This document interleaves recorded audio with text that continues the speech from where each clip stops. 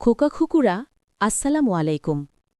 আজকে আমরা শুনব ইতিহাসের অন্যতম গুরুত্বপূর্ণ নবী মুসা আলাইহি ওয়াসাল্লামের মহিমান্বিত জীবনী, ধৈর্যের অলৌকিক ক্ষমতার এবং এক অত্যাচারী শাসক ফেরাউন এর বিরুদ্ধে অবিচল সংগ্রামের গল্প। ফেরাউনের স্বপ্ন। মিশরের ফেরাউন এক ভীতিকর স্বপ্নে কেঁপে উঠল। সে দেখল বনি ইসরায়েলদের হাতে তার সাম্রাজ্য উল্টে যাচ্ছে। এই বনি ইসরায়েল যাদের সে সবসময় তুচ্ছ মনে করত। তার জ্ঞানী সভাসদরা স্বপ্নের প্রতীকী অর্থ বিবেচনা করে এই সিদ্ধান্তে পৌঁছল যে ইসরায়েলিদের মধ্যে এক অসাধারণ শিশুর জন্ম হবে, যার উত্থানই তাদের এই অত্যাচারের শাসনের অবসান ঘটাবে। ফলস্বরূপ ফেরাউন নির্দেশ দিল, বনি ইসরায়েলের ঘরে জন্ম নেওয়া সমস্ত পুত্র সন্তানকে হত্যা করতে হবে। পবিত্র কুরআনে বলা হয়েছে, নিশ্চয়ই ফেরাউন দেশে বিদ্রোহ করেছিল এবং সে দেশের লোকদেরকে বিভিন্ন শ্রেণীতে বিভক্ত করে দিয়েছিল। তাদের মধ্যে এক দলকে সে দুর্বল করে রেখেছিল। তাদের পুত্রদেরকে সে হত্যা করত এবং কন্যাদেরকে জীবিত রাখত। নিশ্চয়ই সে ছিল বিপর্যয় সৃষ্টিকারীদের অন্তর্ভুক্ত। সূরা কাসাস ৪। এই নির্দেশ দিতে ফেরাউনের মনে কোনো দ্বিধা ছিল না, কারণ সে সর্বদা বনি ইসরায়েলদের নবী ইয়াকুব আলাইহিওয়াসাল্লামের বংশধরদের নিপীড়ন করে এসেছে। ইসরায়েলিরা ফেরাউন ও মিশরীয়দের দাস হিসাবে সামান্য বা বিনা পারিশ্রমিকে কঠোর শ্রম দিতে বাধ্য হতো। তারা ছিল অধিকারহীন নিম্ন শ্রেণীর নাগরিক। মিশরীয়রা ফেরাউনকে উপাসনা করত এবং তার সমস্ত আদেশ বিনা প্রশ্নে পালন করত। এক নবীর জন্ম। যখন বনি ইসরায়েলের সকল পুরুষ শিশু নিহত হচ্ছিল, তখন ফেরাউনের এক নতুন সমস্যা দেখা দিল। তাঁর জ্ঞানী ব্যক্তিরা সতর্ক করল, ইসরায়েলিদের বয়স্করা মারা যাচ্ছে আর যুবকদের হত্যা করা হচ্ছে। এর ফলে তাদের বিনাশ ঘটবে। ফলশ্রুতি আপনি আপনার জন্য কাজ করার মতো জনশক্তি হারাবেন। তখন সেই জ্ঞানী ব্যক্তিরা ফেরাউনকে একটি চক্রাকার নীতি গ্রহণের পরামর্শ দিল। প্রথম বছর সব পুরুষ শিশুকে হত্যা করা হবে, আর পরের বছর তাদের বাঁচিয়ে রাখা হবে। এভাবেই চলতে থাকবে। এই সমাধান ফেরাউনের কাছে আরও লাভজনক মনে হল এবং সে দ্রুত এই পরিকল্পনা কার্যকর করল। নবী মুসা আলাইহি ওয়াসাল্লামের জন্ম হল সেই বছর যখন পুরুষ শিশুদের হত্যা করার নির্দেশ ছিল। তার মা তাকে লুকিয়ে স্তন্যপান করাতেন। একদিন আল্লাহ সুবহানাহু তাআলা তার মাকে এই বলে ইলহাম করলেন, তাকে স্তন্যপান করাও, আর যখন তুমি তার নিরাপত্তার জন্য ভয় করবে তখন তাকে নদীতে ভাসিয়ে দিও। ভয় পেও না আর দুঃখিতও হও না, কারণ আমি তাকে তোমার কাছে ফিরিয়ে দেব এবং তাকে একজন রসুল বানাব। সূরা কাসাস ৭।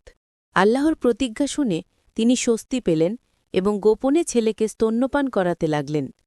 তিনি তার পুত্রের নাম রাখলেন মুসা। যখন শিশু মুসা আলাইহিসসালামের কান্না ফেরাউনের সৈন্যদের সন্দেহ জাগিয়ে তুলতে শুরু করল, তখন তার মা আল্লাহ তাআলার নির্দেশ অনুযায়ী তার ছেলেকে নদীতে ভাসিয়ে দেওয়ার সিদ্ধান্ত নিলেন। ভারাক্রান্ত হৃদয়ে তিনি একটি ঝুড়ি তৈরি করলেন। তিনি ঝুড়িটিকে নীল নদে ভাসিয়ে দিলেন। ঝুড়িটি নদীর জলে স্পর্শ করা মাত্রই আল্লাহ সুবহানাহু ওয়া তাআলা ঢেউগুলোকে শান্ত থাকার নির্দেশ দিলেন। জল শান্ত হয়ে ঝুড়িটিকে আলতোভাবে ভাসিয়ে নিয়ে যেতে লাগল।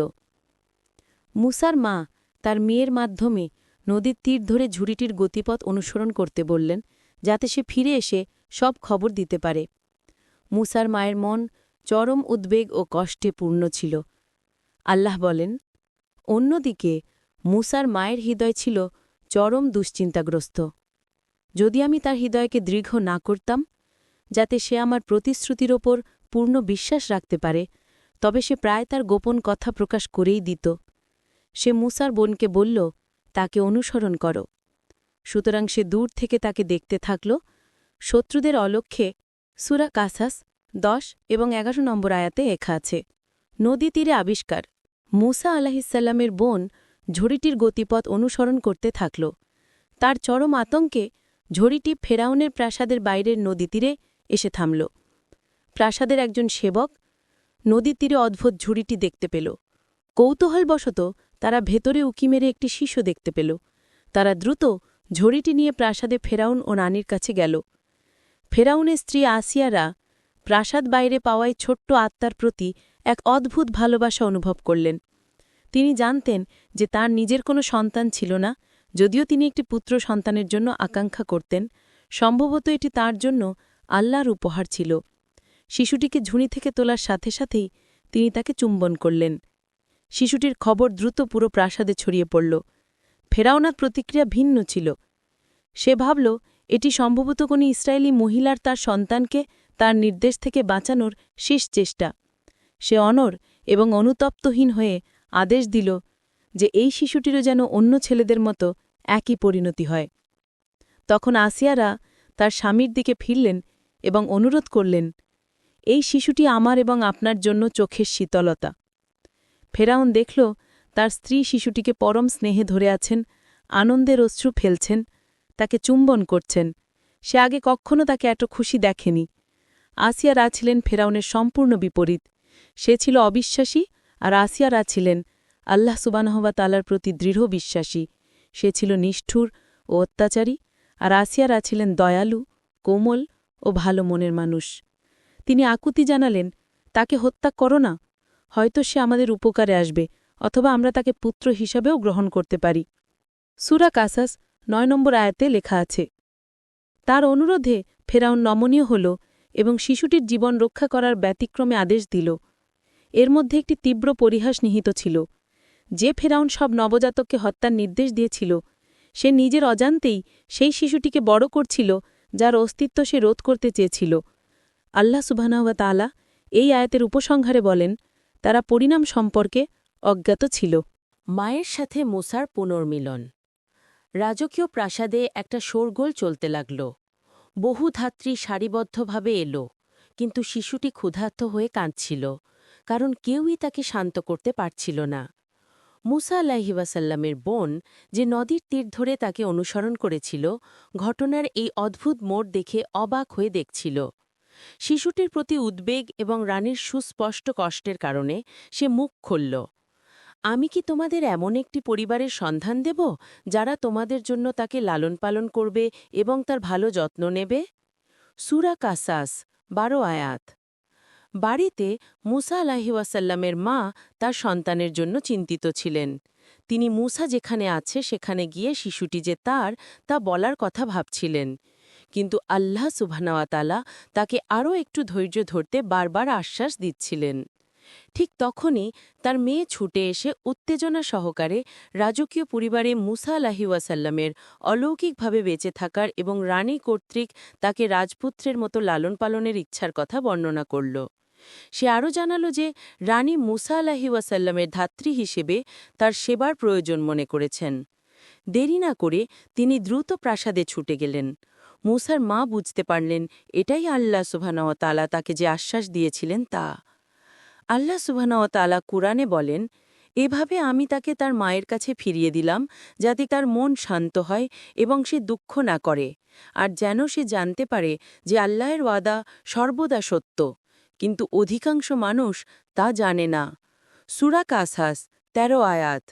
শিশুটিকে তার মায়ের বুকে দেওয়া মাত্রই সে স্তন্যপান করতে শুরু করল। সেখানে উপস্থিত ফেরাউনও বিস্মিত হল। আল্লাহ সুবহানাহু ওয়া তাআলার প্রতিজ্ঞা অনুযায়ী মুসা আলাইহি ওয়াসাল্লামের মা তার সন্তানের সাথে পুনরায় মিলিত হলেন। তিনি রাজপ্রাসাদেই মুসা আলাইহি ওয়াসাল্লামকে স্তন্যপান করাতে থাকলেন, এবং যখন তার দুধ ঝরানো হল তখনও তাকে দেখা করার সুযোগ দেওয়া হল। তিনি গোপনে দেখতেন কিভাবে মুসা মিশরের রাজপুত্র হিসেবে বড় হচ্ছে। মুসার বড় হয়ে ওঠা। পবিত্র কোরআনের সূরা কাসাসের ১৪ আয়াতে বলা হয়েছে যে মুসা আলাইহি ওয়াসাল্লাম যখন বড় হলেন, আল্লাহ সুবহানাহু ওয়া তাআলা তাকে একজন রাসূলের জন্য প্রয়োজনীয় শক্তি, দৃঢ় জ্ঞান ও প্রজ্ঞা দান করেন। এই গুণাবলী তার মনকে সক্রিয় ও কৌতূহলী রাখত। তিনি মিশরীয়দের অনেক বিশ্বাস নিয়ে প্রশ্ন করতেন, যেমন তারা কিভাবে একাধিক দেবতার পূজা করতে পারে। তার স্বাধীন চিন্তা এবং ন্যায়ের প্রতি গভীর সংবেদনশীলতা তাকে গোপনে দুর্বল ও অত্যাচারিতদের পক্ষে দাঁড়াতে উৎসাহিত করেছিল। এটি ফেরাউনের একই বাড়িতে রাজকীয় পরিবেশে তার লালন পালন হওয়া সত্ত্বেও। একদিন মুসা আলাইহি ওয়াসাল্লাম যখন নগরীর মধ্যে দিয়ে যাচ্ছিলেন, তখন তিনি দুজন ব্যক্তিকে ঝগড়া করতে দেখলেন। একজনের মার খাচ্ছিল একজন ইসরায়েলি, আর অত্যাচারী ছিল একজন মিশরীয়। কোরআনে যেমন বলা হয়েছে, একবার তিনি যখন নগরীতে প্রবেশ করলেন তখন নগরবাসী ছিল অসতর্ক। তিনি সেখানে দুজন লোককে লড়তে দেখলেন, তাদের একজন তার নিজ গোত্রের এবং অন্যজন তার শত্রুদের মধ্য থেকে। তখন তার নিজ গোত্রের লোকটি শত্রু দলের লোকটির বিরুদ্ধে তার কাছে সাহায্য চাইল। মুসা তাকে এক ঘুষি মারল। সূরা কাসাস 15 আয়াত। এখানে আমরা আল্লাহ সুবহানাহু ওয়া তাআলা মুসাকে যে শারীরিক শক্তি দিয়েছিলেন তার কথা জানতে পারি। সেই সময় মুসা প্রাপ্তবয়স্ক হচ্ছিলেন, তাই কিছু আলেম মনে করেন তিনি তখনও নিজের শক্তির মাত্রা সম্পর্কে পুরোপুরি অবগত ছিলেন না। সাথে সাথেই মুসা আলাইহিওয়াসাল্লাম অনুধাবন করলেন যে কি ঘটেছে এবং বললেন, এটি শয়তানের কাজ, নিশ্চয়ই সে স্পষ্ট পথভ্রষ্ট প্যারিশত্রু। সূরা কাসাস 15 আয়াত। তখন মুসা কেঁদে উঠলেন। যদিও তিনি সেই লোকটির পক্ষ নিয়েছিলেন এবং মিশরীয়রা ইসরায়েলিদের ওপর বহু অত্যাচার করছিল, তবুও এমনটা করা তার উদ্দেশ্য ছিল না। তার হৃদয় অনুশোচনায় ভরে গেল। এটি সম্পূর্ণরূপে একটি দুর্ঘটনা ছিল, তাই তিনি আল্লাহ সুবহানাহু ওয়া তাআলার কাছে তার ক্ষমার জন্য প্রার্থনা করলেন। আল্লাহ সুবহানাহু ওয়া তাআলা কোরআনে বলেন, সুতরাং তিনি তাকে ক্ষমা করলেন, নিশ্চয়ই তিনি চরম ক্ষমাশীল, পরম দয়ালু। সূরা কাসাস 16 আয়াত। মুসা আলাইহিসসালাম তখন প্রতিজ্ঞা করলেন, হে আমার রব, আপনি আমাকে যে অনুগ্রহ করেছেন তার কারণে আমি কখনোই খারাপ কাজ করা লোকদের সাহায্য করব না। সূরা কাসাস 17 আয়াত। কোরআন ব্যাখ্যাদাতাদের মতে এই আয়াতটি ওই দিনটিকেই নির্দেশ করে যেদিন নবী মুসা আলাইহিসসালাম ফেরাউন এবং তার সরকারের সাথে সম্পর্ক ছিন্ন করেছিলেন, কারণ তিনি জানতেন এটি একটি অত্যাচারী সরকার। তিনি আর চুপ করে থেকে পৃথিবীতে এমন মন্দ ও দুর্নীতি ছড়াতে দেখতে চাননি। পরের দিন যখন মুসা আলাইহিসসালাম আবার শহরের মধ্যে দিয়ে যাচ্ছিলেন, তখন তিনি সেই একই ইসরায়েলিকে অন্য একজনের সাথে ঝগড়া করতে দেখলেন। মুসা আলাইহিসসালাম ইসরায়েলির কাছে গিয়ে বললেন, নিশ্চয়ই তুমি একজন স্পষ্ট জেদি বিপদগ্রস্ত। সূরা কাসাস 18 আয়াত। কারণ তিনি দেখলেন সেই একই লোক আবার অন্য একজনের সাথে ঝগড়ায় জড়িয়েছে। তখন ইসরায়েলিটি ভয়ে চিৎকার করে উঠল, এই গোপন কথা ফাঁস করে দিল, হে মুসা, গতকাল আপনি যেমন এক ব্যক্তিকে হত্যা করেছেন, আমাকেও কি তেমনি হত্যা করতে চান? আপনি তো শুধু এই দেশে একজন স্বৈরাচার হতে চান, আপনি শান্তি প্রতিষ্ঠা করতে চান না। সূরা কাসাস 19 আয়াত। এই মন্তব্যটি মিশরীয়দের দৃষ্টি এড়াল না। এর কিছুক্ষণ পরেই অন্য একজন লোক দ্রুত এসে মুসা আলাইহিসসালামকে সতর্ক করল যে ফেরাউনের সেনাবাহিনী তাকে খুঁজছেন। লোকটি বলল, হে মুসা, নিশ্চয়ই পরিষদবর্গ আপনাকে হত্যা করার জন্য পরামর্শ করছে, তাই আপনি শহর ত্যাগ করুন। সূরা কাসাস 20 আয়াত। তাদের উদ্দেশ্য পরিষ্কার ছিল, তারা তাকে গ্রেফতার বা ন্যায় বিচার করতে চাইছিল না, বরং গুজব ছড়িয়ে পড়ল যে তারা তাঁর উপর মৃত্যুদণ্ড কার্যকর করতে বদ্ধপরিকর। একটি নম্র সেবার কাজ। 8 দিন ভ্রমণ করার পর পেটে খাবার না থাকায় এবং গরম মরুভূমিতে খালি পায়ে হাঁটার কারণে পায়ের তলা জখম হয়ে মুসা আলাইহিসসালাম শেষ পর্যন্ত মাদাইন দেশের সীমানার কাছে এক জলাশয়ে পৌঁছালেন। শত্রুদের ধাবা থেকে নিরাপদ বোধ করে মুসা আলাইহিসসালাম সেই ঝর্ণার নিচে একটা গাছের ছায়ায় বিশ্রাম নিতে বসলেন। তিনি দেখলেন 2 জন মহিলা তাদের ভেড়াকে অন্যদের থেকে আলাদা করে রাখছেন। তিনি মহিলাদের জিজ্ঞেস করলেন, তোমাদের কি সমস্যা? তারা উত্তর দিল, আমরা আমাদের পশুদের জলপান করাতে পারি না, যতক্ষণ না অন্য রাখালরা তাদের কাজ শেষ করে।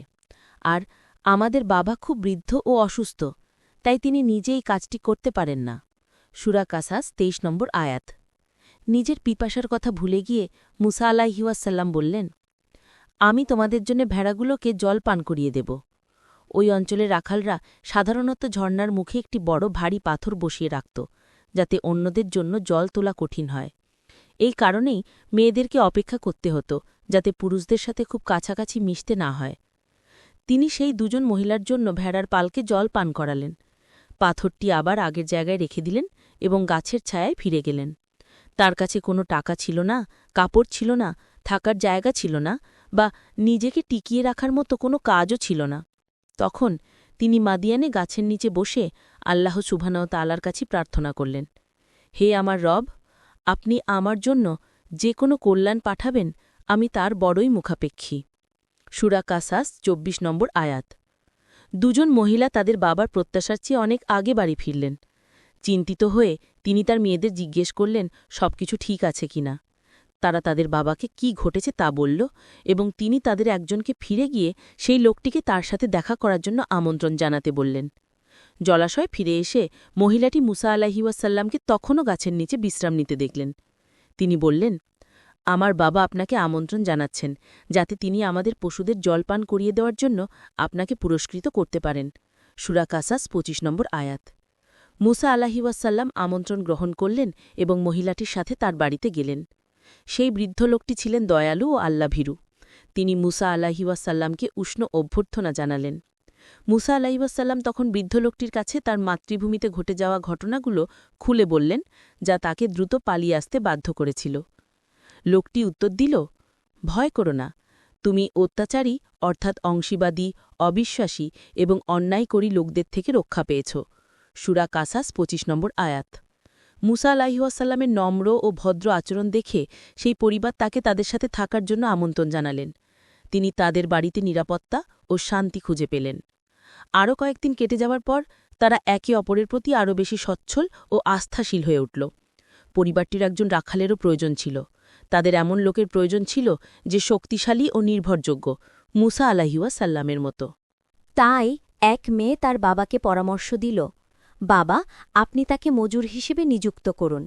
আপনি যাদের মজুর হিসেবে নিযুক্ত করবেন তাদের মধ্যে সেই উত্তম যে শক্তিশালী ও বিশ্বস্ত। সূরা কাসাস ২৬ আয়াত। বাবা তার মেয়ের কাছে জানতে চাইলেন মুসা আলাইহিওয়াসাল্লাম সম্পর্কে তার কী ধারণা এবং কী কারণে সে তাকে বিশ্বাস করে। সে ব্যাখ্যা করল, যখন আমি তাকে আমাদের বাড়িতে আসার জন্য আমন্ত্রণ জানিয়েছিলাম তখন তিনি বিনয়ের সাথে আমাকে আগে হাঁটতে অনুরোধ করেছিলেন যাতে আমার শালীনতা ভঙ্গ না হয়।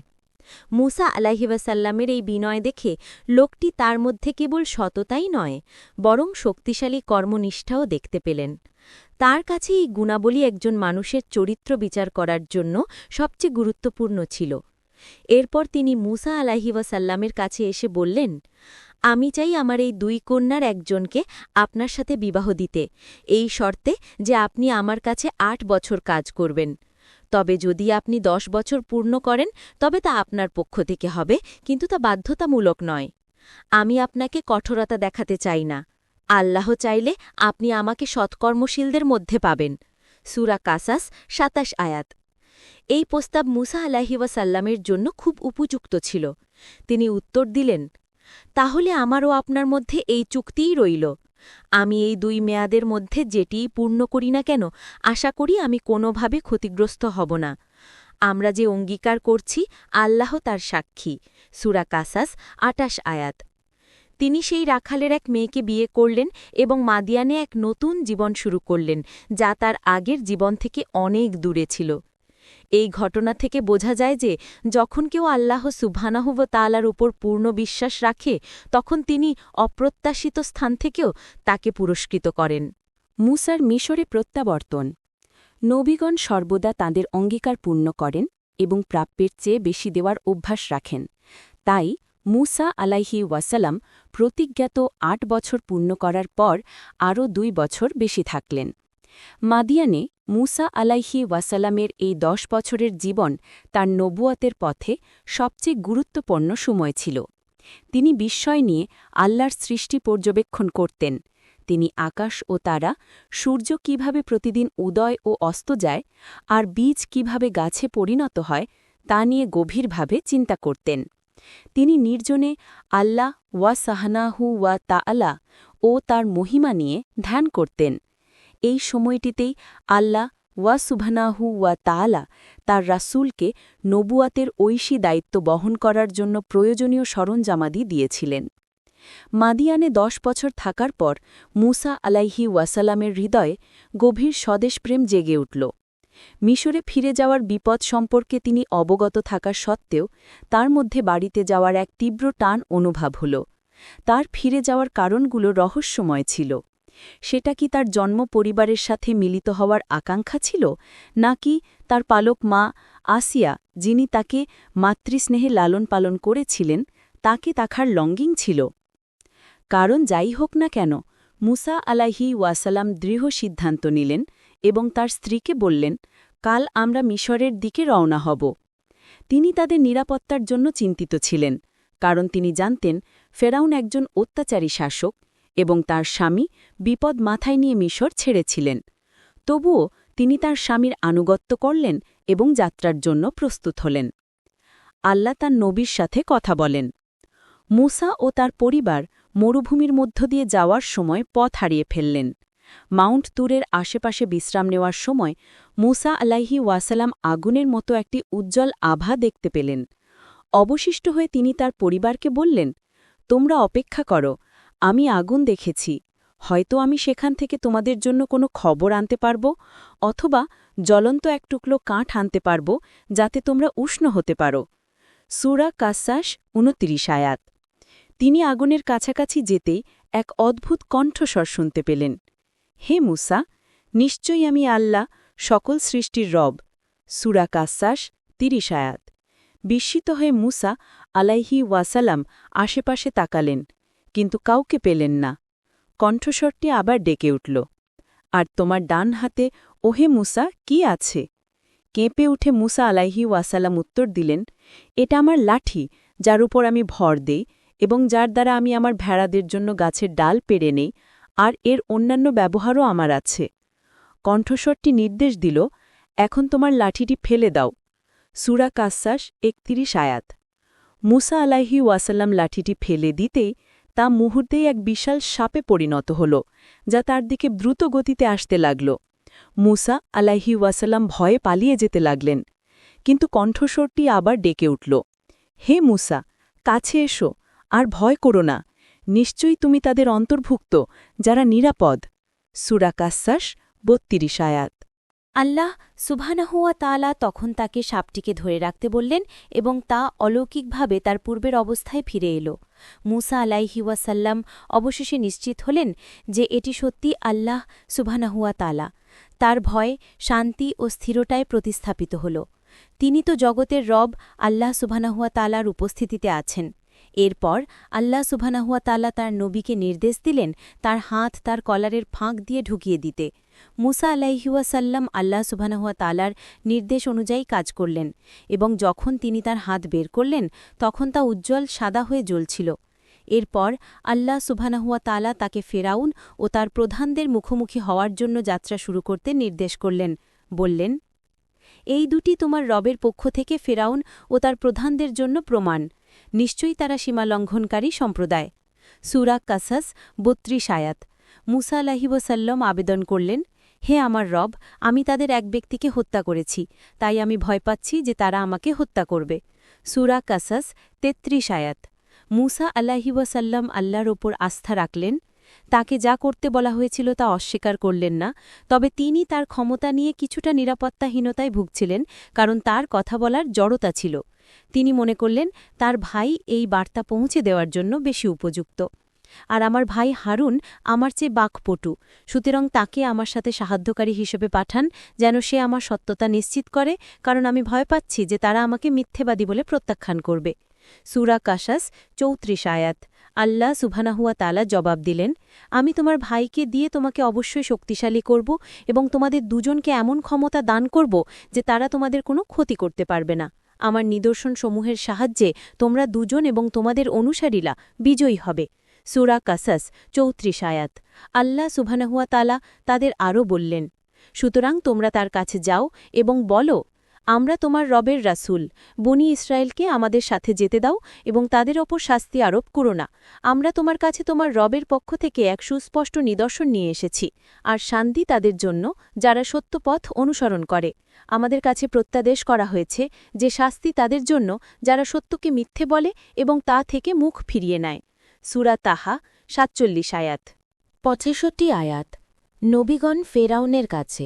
সুতরাং দুই ভাই নবী মূসা আলাইহি ওয়াসাল্লাম এবং নবী হারুন আলাইহি ওয়াসাল্লাম ফেরাউনের দরবারে প্রবেশ করলেন। ফেরাউন মূসা আলাইহি ওয়াসাল্লামকে জিজ্ঞেস করল, তুমি কি চাও? তিনি জবাব দিলেন, জগতের রব আমাদের পাঠিয়েছেন যেন আপনি বানি ইসরাইলকে আমাদের সাথে যেতে দেন। সূরা আশ-শুআরা ১৬-১৭ আয়াত। ফেরাউন প্রতিবাদ করল, আমরা কি তোমাকে শিশু অবস্থায় আমাদের মধ্যে লালন করিনি এবং তুমি তোমার জীবনের বহু বছর আমাদের তত্ত্বাবধানে কাটাওনি? তারপর তুমি সেই অপরাধ করেছ, তুমি ছিলে চরম অকৃতজ্ঞ। সূরা আশ-শুআরা 18-19 আয়াত। ফেরাউনের কথার হুমকি মুসা আলাইহিওয়াসাল্লামের নজরে এড়ায়নি, কিন্তু তিনি জবাব দিলেন, আমি যখন তা করেছিলাম তখন আমি পথভ্রষ্ট ছিলাম। অতঃপর যখন আমি তোমাদের ভয় করলাম তখন তোমাদের কাছ থেকে পালিয়ে গেলাম। এরপর আমার রব আমাকে প্রজ্ঞা দান করলেন এবং আমাকে রাসূলদের অন্তর্ভুক্ত করলেন। এ কেমন অনুগ্রহ যার কথা তুমি আমাকে মনে করিয়ে দিচ্ছ, যখন তুমি বানী ইসরাইলকে দাস করে রেখেছ। সূরা আশ-শুআরা 20-22 আয়াত। সে জিজ্ঞেস করল, আর এই জগৎসমূহের রব কে? সূরা আশ-শুআরা 23 আয়াত। মুসা আলাইহিওয়াসাল্লাম জবাব দিলেন, তিনি আসমানসমূহ, জমিন ও এ দুইয়ের মধ্যবর্তী সব কিছুর রব, যদি তোমরা বিশ্বাস করতে। সূরা আশ-শুআরা 24 আয়াত। ফেরাউন বিদ্রূপ করল, যে শিশুকে সে নিজের হাতে বড় করেছে সে কিভাবে তার ক্ষমতাকে প্রশ্ন করার সাহস পেল? সে তার প্রধানদের এবং সমবেত সবাইকে উদ্দেশ্য করে জিজ্ঞেস করল, তোমরা কি শুনছ সে কি বলছে? সূরা আশ-শুআরা 25 আয়াত। মুসা আলাইহিওয়াসাল্লাম তার মন্তব্য উপেক্ষা করে বলে চললেন, তিনি তোমাদের রব এবং তোমাদের পূর্বপুরুষদের রব। সূরা আশ-শুআরা 26 আয়াত। ফেরাউন উপহাস করে তার চারপাশে থাকা লোকদের বলল, তোমাদের কাছে প্রেরিত এই রাসূলটি তো নিশ্চয়ই নিছকেই পাগল। সূরা আশ-শুআরা 27 আয়াত। মুসা আলাইহিওয়াসাল্লাম যোগ করলেন, তিনি পূর্ব ও পশ্চিমের এবং এ দুইয়ের মধ্যবর্তী সব কিছুর রব, যদি তোমরা সামান্যও বুঝতে। সূরা আশ-শুআরা 28 আয়াত। ফেরাউন আর সহ্য করতে পারল না। সে আর মুসা আলাইহিওয়াসাল্লামকে তার কর্তৃত্বকে চ্যালেঞ্জ করতে দিতে রাজি নই ছিল। সে গর্জন করে উঠল, যদি তুমি আমাকে ছাড়া অন্য কোনো উপাস্য গ্রহণ করো তাহলে আমি তোমাকে কারারুদ্ধদের অন্তর্ভুক্ত করব। সূরা আশ-শুআরা 29 আয়াত। মুসা আলাইহিওয়াসাল্লাম জবাব দিলেন, যদি আমি আপনার কাছে সুস্পষ্ট প্রমাণ নিয়ে আসি তবুও কি? সূরা আশ-শুআরা 30 আয়াত। ফেরাউন চ্যালেঞ্জ ছুড়ে দিল, তবে নিয়ে এসো যদি তুমি সত্যবাদী হও। সূরা আশ-শুআরা 31 আয়াত। আল্লাহ যেমন তাকে দেখিয়েছিলেন, মুসা আলাইহিওয়াসাল্লাম তার লাঠি ফেলে দিলেন, যা এক বিশাল সাপে পরিণত হল, আর উপস্থিত সবাই আতঙ্কিত হল। এরপর তিনি তার হাত তার কলার থেকে বের করলেন, যা সবার দেখার জন্য সাদা আলো ছড়াচ্ছিল। সূরা আশ-শুআরা 32-33 আয়াত। স্পষ্ট এবং অকাট্য প্রমাণ থাকা সত্ত্বেও ফেরাউনের মন তার নিজের ক্ষমতার চেয়ে বড় কোনো শক্তির অস্তিত্ব স্বীকার করতে অস্বীকার করল। সে সত্যের মুখোমুখি হয়েও ছিল এক গোঁয়ে। তার জনগণের সামনে সে ভুল প্রমাণিত হওয়ার সম্ভাবনা মানতে পারছিল না। তাই মুসা আলাইহিওয়াসাল্লামকে দুর্বল করার মরিয়া চেষ্টায় সে তার প্রধানদের দিকে ফিরে বলল, নিশ্চয়ই এই লোকটি একজন দক্ষ জাদুকর, যে তার জাদুর মাধ্যমে তোমাদেরকে তোমাদের দেশ থেকে বের করে দিতে চায়। তোমরা আমাকে কি পরামর্শ দাও? সূরা আশ-শুআরা 34-35 আয়াত। প্রধানরা প্রস্তাব দিল যে এই দুই ভাইকে আটক রাখা হোক আর ততক্ষণ পর্যন্ত এলাকার সবচেয়ে দক্ষ জাদুকরদের জড়ো করা হোক। তারা ব্যাখ্যা করল যে যদি জাদুকররা মুসা আলাইহিওয়াসাল্লাম যে জাদু দেখিয়েছেন তা পুনরুৎপাদন করতে পারে, তবে তার সমস্ত বিশ্বাসযোগ্যতা ও প্রভাব চলে যাবে। জাদুকরদের সাথে নবী মুসার লড়াই। চারিদিক থেকে লোকেরা প্রতিযোগিতা দেখতে শহরে ভিড় করল। এক পাশে ছিল ফেরাউনের সবচেয়ে দক্ষ জাদুকররা, অন্য পাশে দাঁড়িয়েছিলেন মুসা আলাইহিওয়াসাল্লাম, যিনি একসময়ে ফেরাউনের পুত্র ও রাজপুত্র হিসেবে বিবেচিত হতেন। এখন অন্য ধর্মের নবী হিসেবে তাকে চ্যালেঞ্জ করছেন। দ্বৈরথ শুরু হতে যাচ্ছিল এবং জনগণ খুব মনোযোগ দিচ্ছিল। এটি ছিল উচ্চ ঝুঁকি ও চরম প্রতিদ্বন্দ্বিতার একটি পরিস্থিতি। যদি ফেরাউন হেরে যায় তবে সে তার প্রজাদের সম্মান ও কর্তৃত্ব হারানোর ঝুঁকিতে পড়বে। সে কার্যত মুসা আলাইহিওয়াসাল্লামকে জনগণের মধ্যে একজন নায়ক বানিয়ে ফেলবে, যা সে তার ক্ষমতা ও শাসনের জন্য সরাসরি চ্যালেঞ্জ হিসেবে দেখছিল। অন্যদিকে মুসা আলাইহিওয়াসাল্লামের বিজয় হলে তিনি জনগণের কাছে নবী হিসেবে স্বীকৃত পাবেন এবং হয়তো ফেরাউনকে আল্লাহকে মেনে নিতে, ক্ষমা চাইতে এবং বনি ইসরায়েলকে মুক্ত করতে রাজি করাতে পারবেন। জাদুকররা ফেরাউনের কাছে এলো এবং বলল, আমরা জিতলে কি আমাদের জন্য পুরস্কার আছে? ফেরাউন উত্তর দিল, অবশ্যই, এবং তোমরা আমার নিকটবর্তী লোকদের অন্তর্ভুক্ত হবে। তখন তারা বলল, হে মুসা, আপনি কি প্রথমে আপনার লাঠি নিক্ষেপ করবেন নাকি আমরা নিক্ষেপ করব? মুসা বললেন, তোমরাই নিক্ষেপ করো। যখন তারা তাদের লাঠিগুলো নিক্ষেপ করল তখন তারা মানুষের চোখে জাদু করল এবং তাদের মধ্যে ভয় সৃষ্টি করল এক বিশাল জাদু নিয়ে এলো। সূরা আল-আরাফ 113-116 আয়াত। জাদুকররা নিপুণভাবে তাদের হাতের কারুসাজি দেখালো, যা তাদের লাঠিগুলোকে সাপে রূপান্তরিত হওয়ার ভ্রান্ত সৃষ্টি করল। এই দৃশ্য দর্শকদের মুগ্ধ করল। লোকেরা উল্লাস করতে লাগল, আর ফেরাউন হাসতে হাসতে দৃশ্যটি দেখতে লাগল। সে বিশ্বাস করল সে সফলভাবে মুসা আলাইহিওয়াসাল্লামকে প্রতারক হিসেবে উন্মোচিত করেছে। কুরআন সেই মুহূর্তের অনুভূতির কথা বর্ণনা করে এবং বলে কিভাবে মুসার হৃদয় ভরে গেল ভয়ে। সূরা তাহা ৬৮ আয়াত। তিনি নার্ভাসনেসের এক ওভারওয়েলমিং ওয়েভ অনুভব করলেন। তার পরবর্তী পদক্ষেপ সম্পর্কে অনিশ্চিত ছিলেন। সন্দেহ ক্রিপিং করল, যদি জাদুকরদের চোখের ভ্রান্তি এতই জবরদস্ত হয় যে তার কোনো কাজই জনগণকে বিশ্বাস করাতে যথেষ্ট না হয়, তবে কি হবে? আল্লাহ বললেন, ভয় করো না, তুমি বিজয়ী হবে। আর তোমার ডান হাতে যা আছে তা নিক্ষেপ করো। তারা যা তৈরি করেছে সব গিলে ফেলবে। তারা শুধু জাদুকরের কৌশল তৈরি করেছে।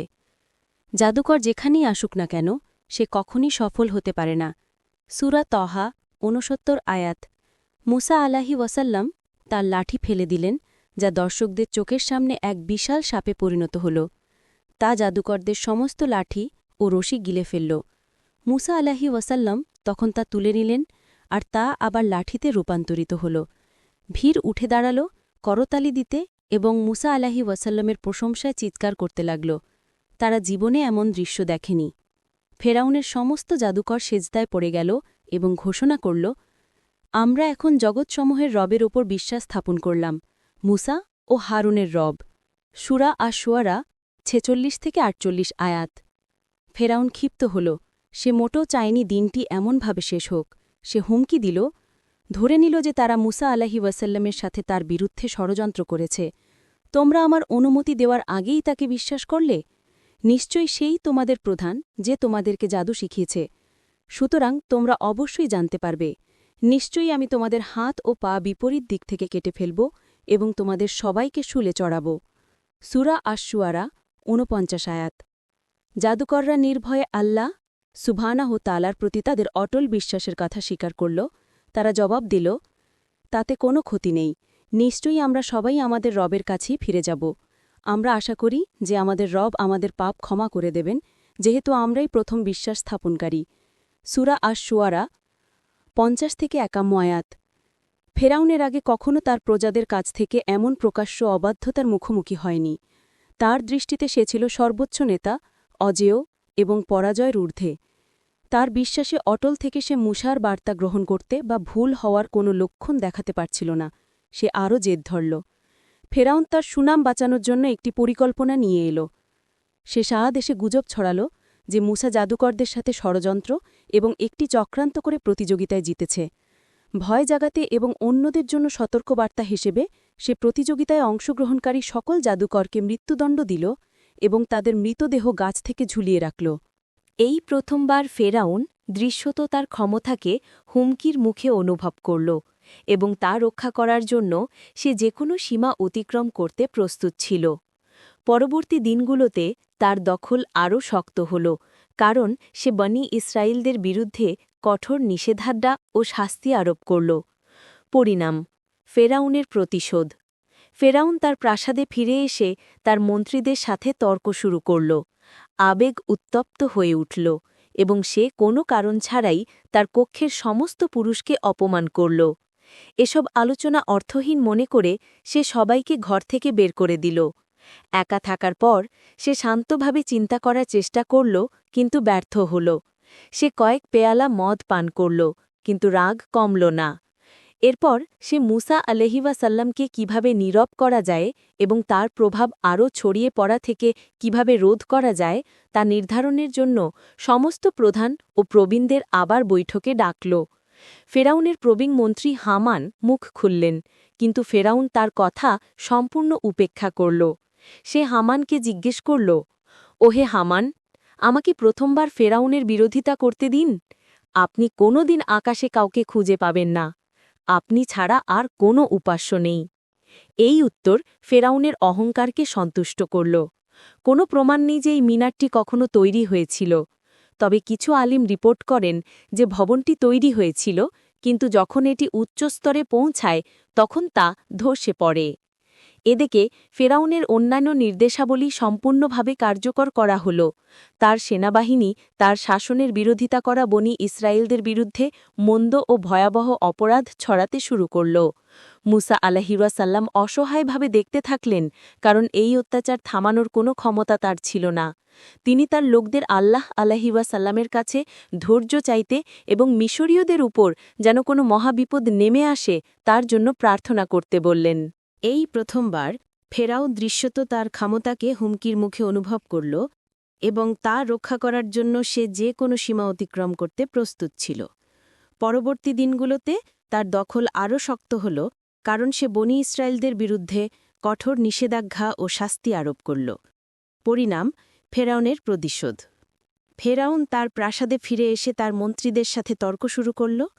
আবেগ উত্তপ্ত হয়ে উঠল এবং সে কোনো কারণ ছাড়াই তার কক্ষের সমস্ত পুরুষকে অপমান করল।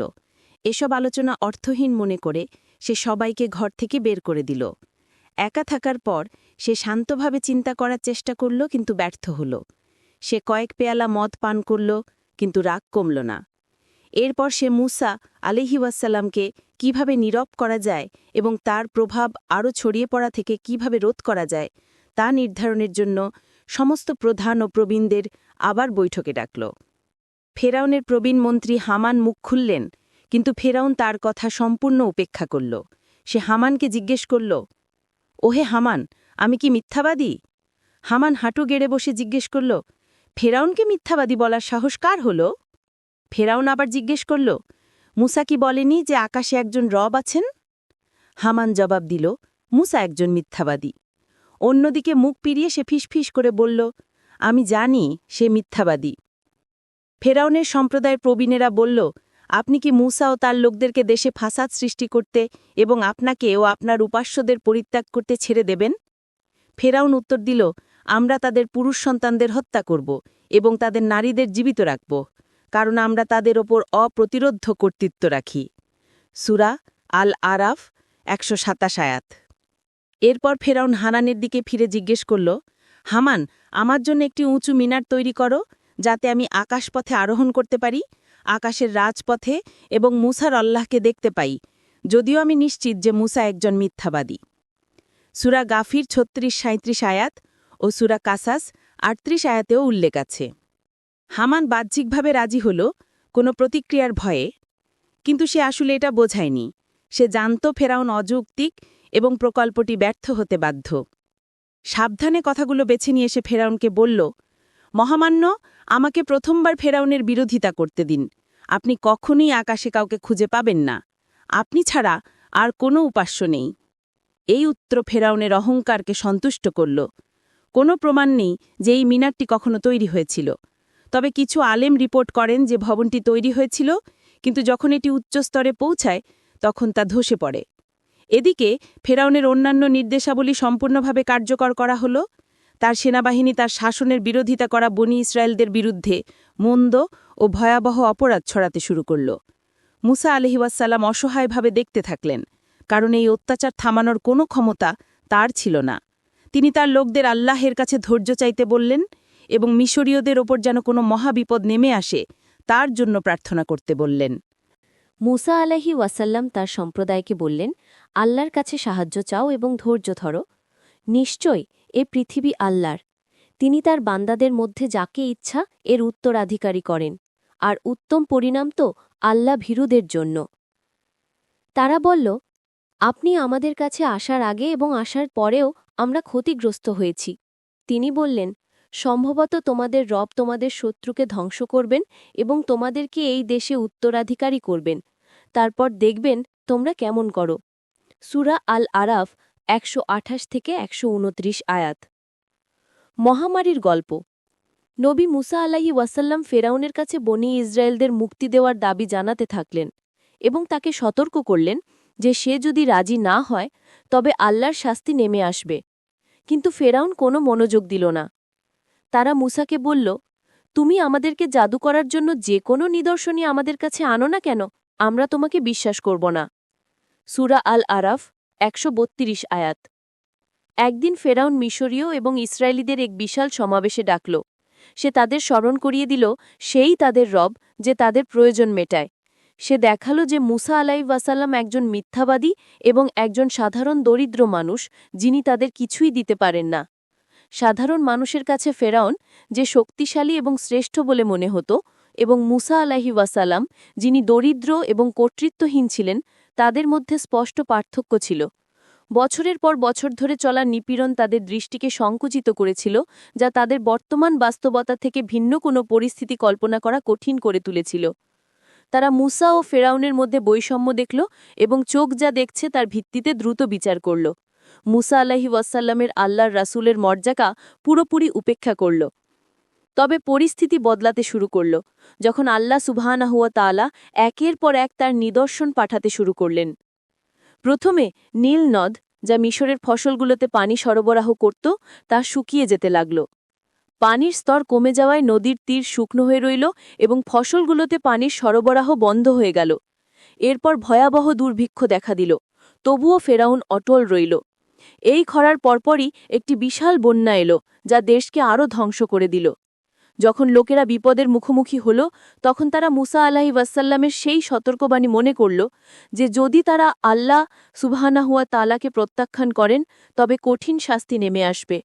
তখন তারা তার কাছে আকুতি জানাল, হে মুসা, আপনার রবের কাছে আমাদের জন্য দোয়া করুন সেই ওয়াদার কারণে যা তিনি আপনাকে দিয়েছেন। যদি আপনি আমাদের এই মহামারী থেকে মুক্তি দেন, তবে আমরা আপনাকে বিশ্বাস করব এবং বনী ইসরায়েলকে আপনার সাথে যেতে দেব। সূরা আল আরাফ ১৩৪ আয়াত। তাই নবী মুসা আলাইহিওয়াসাল্লাম হস্তক্ষেপ করলেন এবং আল্লাহ তাআলার কাছে তার শাস্তি কমানোর জন্য আবেদন করলেন। পানি জমি থেকে সরে গেল, জমি আবার উর্বর এবং চাষযোগ্য হয়ে উঠল। কিন্তু তারা তাদের প্রতিশ্রুতি পূরণ করতে ব্যর্থ হল এবং তাদের পুরনো মন্দ পথে ফিরে গেল। লোকেরা আবার মুসা আলাইহিওয়াসাল্লামের কাছে ফিরে এলো, তাকে আবার হস্তক্ষেপ করার জন্য অনুরোধ করল। কিন্তু যখন আল্লাহ তার শাস্তি সহজ করলেন, তখন তারা আবারও তাদের কথা রাখল না। আরও একটি মহামারীর মুখোমুখি হয়ে মিশরীয়রা সারা দেশে বিভিন্ন রোগ ছড়িয়ে দেওয়া উকুনের আক্রমণে ভুগতে লাগল। কোনো লজ্জা না দেখিয়ে তারা দ্রুত মুসা আলাইহিওয়াসাল্লামের কাছে ছুটে গেল। যদি তিনি মুক্তি দেন, তবে ইসরায়েলিদের মুক্ত করার শপথ করল। কিন্তু আবারও মহামারী চলে যাবার পর তারা তাদের প্রতিশ্রুতি ভঙ্গ করল। তাদের স্বভাব অনুযায়ী যখন পরবর্তী নিদর্শন এলো, মিশরীয়রা আবারও একইভাবে প্রতিক্রিয়া জানাল। এবার আল্লাহ সুবহানাহু তাআলা লক্ষ লক্ষ ব্যাঙের এক সেনাবাহিনী পাঠালেন। তারা সর্বত্র লাফিয়ে বেড়াল, নদীতে এবং রাস্তায়, এমনকি তাদের ঘর ও বিছানাতেও ঢুকে গেল। যখন নবী মুসা এবং ইসরায়েলিরা নীলনদ থেকে পানি তুলত, তখন তা স্বাভাবিক মনে হতো, কিন্তু মিশরীয়রা যখন তুলত, তখন পানি রক্তে পরিণত হতো। যথারীতি তারা মুসা আলাইহিসসালামের কাছে ছুটে গেল, ইসরায়েলিদের মুক্ত করার প্রতিশ্রুতি দিল, কিন্তু তাদের শাস্তি দূর হওয়ার পর তাকে আবার উপেক্ষা করল। আল্লাহ সুবহানাহু তাআলা কুরআনে বলেন, অতপর আমি তাদের উপর প্লাবন, পঙ্গপাল, উকুন, ব্যাঙ ও রক্ত এইগুলো স্পষ্ট নিদর্শনস্বরূপ পাঠালাম। কিন্তু তারা অহংকারই করল, আর তারা ছিল এক অপরাধী সম্প্রদায়। সূরা আল আরাফ ১৩৩ আয়াত। বনী ইসরায়েলের পলায়ন। আল্লাহ সুবহানাহু তাআলার স্পষ্ট নিদর্শন সত্ত্বেও ফেরাউন ও মিশরীয়রা অবিশ্বাস করতে থাকল। তারা বনী ইসরায়েলকে মুক্ত দেওয়ার প্রতিশ্রুতি রাখেনি এবং আগের মতোই তাদের হয়রানি করতে থাকল।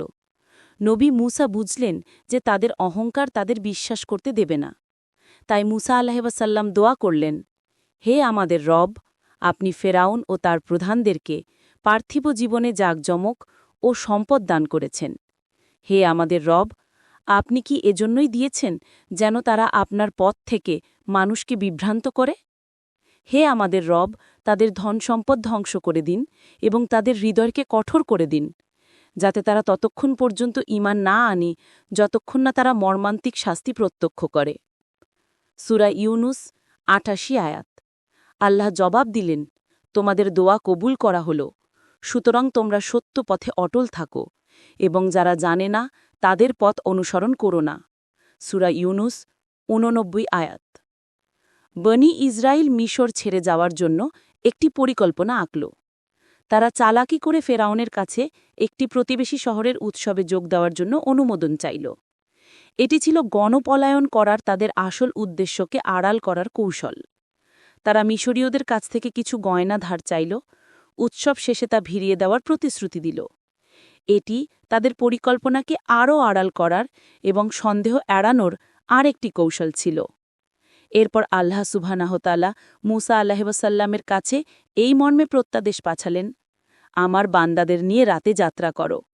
সূরা তাহা ৭৭ আয়াত। আর তাই রাতের অন্ধকারে নবী মূসা তিনি তার অনুসারীদের নেতৃত্ব দিলেন। সকাল হতে তারা লোহিত সাগরের কাছে পৌঁছলেন। ইসরায়েলিদের পালানোর খবর ফেরাউনের কাছে পৌঁছানো মাত্রই তার মনে এর প্রভাব নিয়ে চিন্তা শুরু হল। এটি কেবল শ্রমিকের ক্ষতি ছিল না, এটি তার কর্তৃত্ব এবং ঐশ্বরিক মর্যাদার প্রতি একটি সরাসরি চ্যালেঞ্জ ছিল। সে দ্রুত তার সেনাপতিদের ডেকে পাঠাল, তার সেনাবাহিনীকে একত্রিত করল এবং তাদের ধাওয়া করতে নেতৃত্ব দিল। ইসরায়েলিরা যখন সাগরের কিনারার কাছে পৌঁছাল, তখন কেউ কেউ দূরে ঘোড়ার খুরের হালকা কিন্তু ক্রমবর্ধমান শব্দ শুনতে পেল। পেছনে ফিরে তাকিয়ে তারা দিগন্তে ধুলোর মেঘ দেখতে পেল। জনতার মধ্যে আতঙ্ক ছড়িয়ে পড়ল। তারা চিৎকার করে উঠল, নিশ্চয়ই আমরা ধরা পড়ে গেছি। সূরা আশ-শুআরা ৬৬ আয়াত। মূসা আলাইহিসসালাম তাদের আশ্বস্ত করলেন, কখনোই না, নিশ্চয়ই আমার রব আমার সাথে আছেন, তিনি আমাকে পথ দেখাবেন। সূরা আশ-শুআরা ৬২ আয়াত। এই কথাগুলো তাঁর অনুসারীদের কেবল সাময়িকভাবে আশ্বস্ত করতে পারল। ফেরাউনের সেনাবাহিনী এগিয়ে আসতেই তাদের মনোবল ভেঙে গেল এবং তারা ফেরাউনের শাসনে দাসত্বের জীবনে ফিরে যাওয়ার জন্য প্রস্তুত হল। যখন রথগুলো কাছে আসতে লাগল, আল্লাহ সুবহানাহু তাআলা মূসা আলাইহিসসালামকে নির্দেশ দিলেন, তোমার লাঠি দিয়ে সমুদ্রকে আঘাত করো। সূরা আশ-শুআরা ৬৩ আয়াত। মূসা আলাইহিসসালাম আঘাত করা মাত্রই সমুদ্র বিভক্ত হয়ে গেল। একটি শুকনো পথ তৈরি হল, যার দুপাশে পানির বিশাল দেয়াল দাঁড়িয়ে গেল। সময়ের সাথে পাল্লা দিয়ে তারা সমুদ্রের তলদেশ দিয়ে এগিয়ে চলল। যখন তারা বিপরীত তীরে পৌঁছানোর কাছাকাছি এলো, তখন তারা ফিরে তাকিয়ে দেখল ফেরাউনের সেনাবাহিনী তখনও নির্মমভাবে তাদের তাড়া করছে। আল্লাহর অলৌকিক হস্তক্ষেপেও তারা বিচলিত হয়নি। মূসার আলাইহিসসালামের জাতির লোকেরা তাদের পেছনে পথ বন্ধ করে দেওয়ার জন্য মিনতি করল। তবে আল্লাহ সুবহানাহু তাআলা তাকে বিরত থাকতে নির্দেশ দিলেন, কারণ তার অত্যাচারী শাসকের জন্য একটি পরিকল্পনা ছিল। ফেরাউনের মৃত্যু। ফেরাউন তার সেনাবাহিনীকে ঘোষণা করল যে তার আদেশে সমুদ্র বিভক্ত হয়েছে, যাতে সে কাফিরদের ধারোয়া করে তাদের গ্রেফতার করতে পারে। তাই তারা বিভক্ত পথ দিয়ে দ্রুত প্রবেশ করল।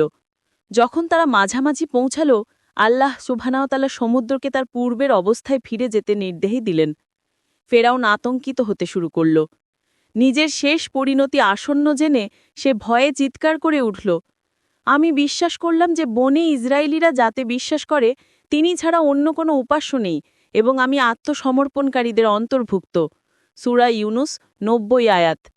কিন্তু তার এই ঘোষণা ছিল অন্তরিক্ষীণ এবং দেরিতে করা। আল্লাহ সুবহানাহু তাআলা কুরআনে বললেন, এখন বিশ্বাস করলে, অথচ তুমি তো ইতপূর্বে অবাধ্যতা করেছিলে এবং তুমি ছিলে বিপর্যয় সৃষ্টিকারীদের অন্তর্ভুক্ত। সুতরাং আজ আমি তোমার দেহকে রক্ষা করব, যাতে তুমি তোমার পরবর্তীকালের লোকেদের জন্য একটি নিদর্শন হয়ে থাকো, যদিও বহু মানুষ আমার নিদর্শনসমূহ সম্পর্কে উদাসীন। সূরা ইউনুস ৯১ এবং ৯২ আয়াত। লোহিত সাগরের ঢেউ ফেরাউন ও তার সেনাবাহিনীকে ডুবিয়ে দিল। তার মৃতদেহ তীরে ভেসে উঠল। মিশরীয় এবং অন্যান্য অবিশ্বাসীদের জন্য একটি সতর্কবার্তা ও নিদর্শন হিসেবে যে, যাকে তারা পূজা করত, সে ছিল একজন সাধারণ দাস, যে দেশে দুর্নীতি ছড়িয়েছিল এবং যার পরিণতি ছিল সবচেয়ে মর্মান্তিক। ইসরায়েলিদের টলমল আনুগত্য। লোহিত সাগরের অলৌকিক বিভাজন ইসরায়েলিদের মনে তখনও তাজা, যখন তারা প্রতিজ্ঞাত ভূমির দিকে যাবার পথে মূর্তিপূজারীদের একটি শহর অতিক্রম করল। ফেরাউন এবং তার অনুমোদিত দেবতাদের উপাসনা করতে অভ্যস্ত থাকায় ইসরায়েলিরা একটি মূর্তির অনুপস্থিতি অনুভব করল। যদিও তারা জানত যে আল্লাহ সুবহানাহু তাআলা ছাড়া আর কেউ তাদেরকে সেই অত্যাচারী শাসক থেকে রক্ষা করেননি, তবুও তারা নিজেদের জন্য একটি মূর্তি কামনা করতে লাগল। তারা তাদের নবীকে বলল, হে মূসা, আমাদের জন্য এমন একজন উপাস্য তৈরি করে দিন যেমন তাদের উপাস্য আছে। সূরা আল আরাফ ১৩৮ আয়াত। মুসা আলাইহিসাল্লাম হতবাক হলেন যে তার লোকেরা তাদের পরীক্ষা থেকে কিছুই শিখল না। নিশ্চয়ই তোমরা এক মূর্খ সম্প্রদায়, তারা যা অনুসরণ করছে তা অবশ্যই ধ্বংসের দিকে ধাবিত হবে এবং তাদের কর্মফলও ব্যর্থ। আমি কি আল্লাহ ছাড়া তোমাদের জন্য অন্য কোনো উপাস্য খুঁজব, অথচ তিনি তোমাদেরকে সবার উপর সম্মান দান করেছেন। সূরা আল আরাফ ১৩৮ থেকে ১৪০ আয়াত। তবু আল্লাহ সুবহানাহু ওয়া তাআলা মুসা আলাইহিসাল্লামের জাতিকে অনুগ্রহ করলেন। যখন ইসরায়েলেরা জলের স্বল্পতা নিয়ে ঝগড়া করল, তখন আল্লাহ সুবহানাহু ওয়া তাআলা তার রাসূলকে আদেশ দিলেন, তোমার লাঠি দিয়ে পাথরকে আঘাত করো। সূরা বাকারা ৬০ আয়াত। আঘাত করার সাথে সাথেই পাথরটি অলৌকিকভাবে বিভক্ত হয়ে গেল এবং ১২টি ঝর্ণা বের হল, যা ১২টি ভিন্ন গোত্রের পিপাসা নিবারণ করল। যখন তারা ক্ষুধায় কাতর হল, আল্লাহ সুবহানাহু ওয়া তাআলা তাদের জন্য সালওয়া বা বটের পাখি এবং মান্না বিশেষ ধরনের খাবার পাঠালেন। এত কিছুর পরেও তারা কখনো সন্তুষ্ট ছিল না। তারা নবী মুসা কাছে এসে বলল, হে মুসা, আমরা একই রকম খাবারের উপর ধৈর্য ধারণ করতে পারছি না।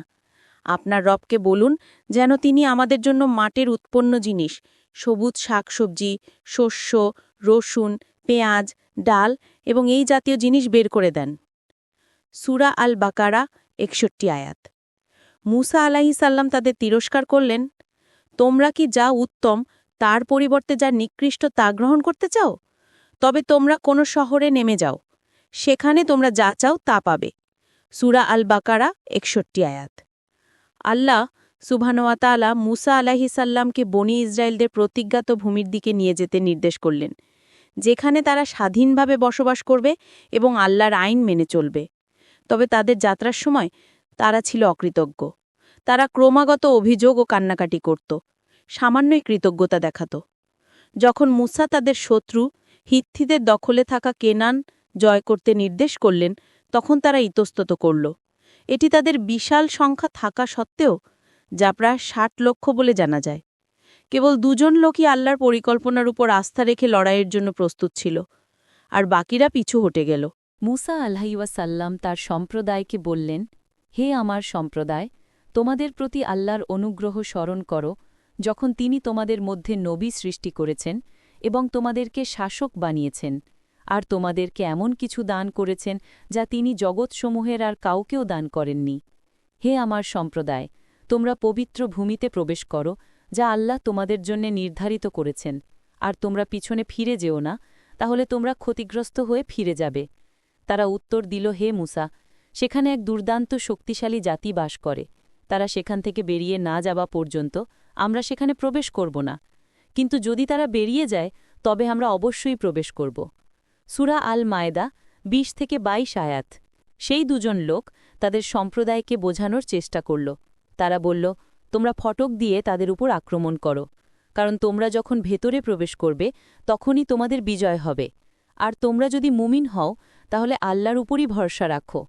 তবুও তারা বলল, হে মুসা, তারা যতক্ষণ সেখানে থাকবে ততক্ষণ আমরা কখনোই সেখানে প্রবেশ করব না।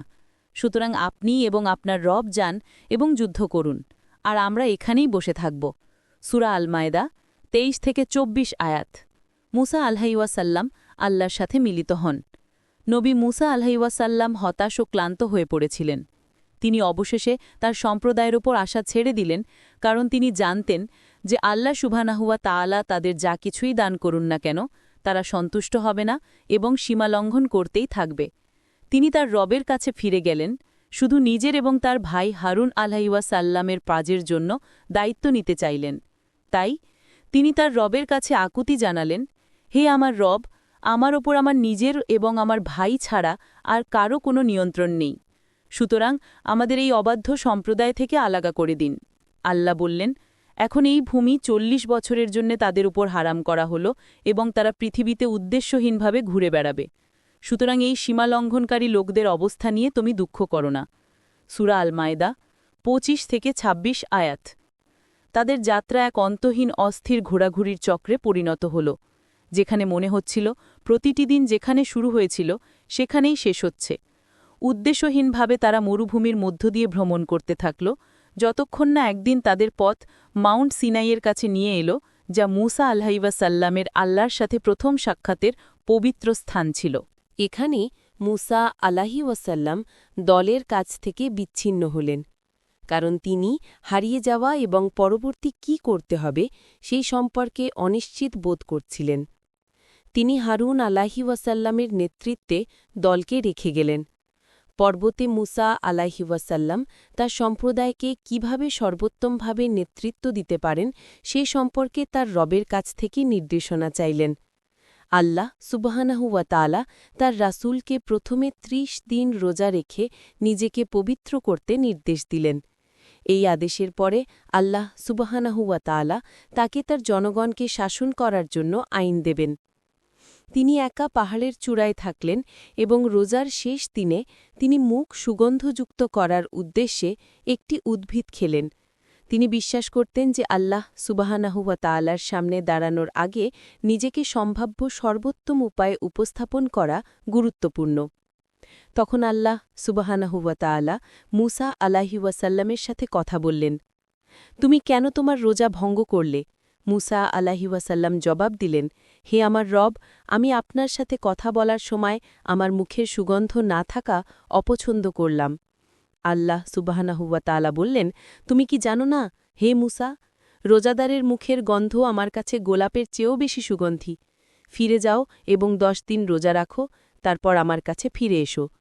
সুতরাং মুসা আলাইহিওয়াসাল্লাম আরও 10 দিন রোজা রাখলেন।